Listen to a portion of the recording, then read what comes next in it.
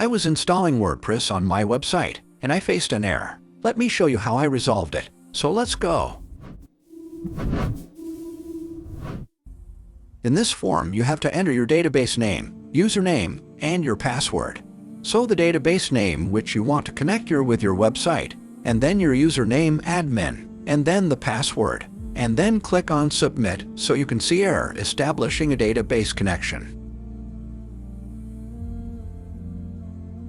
So I will be showing you how can you resolve this error. Click on your WAMP icon, then click on PHP My Admin, and next what you have to do is click on database which you want to connect with your website.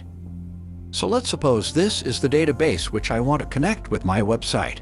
Click on Privileges, click on Add New Account, and then into the username, and then you have to write localhost here. Next, create a password, and next also retype the password, and scroll down, click on Global Privileges, check all, and click on DAO.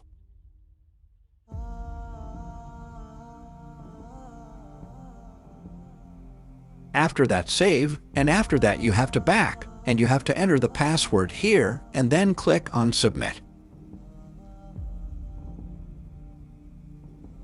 Wow! Congratulations! You can now click on the Run the installation, and your web WordPress will be installed on your website.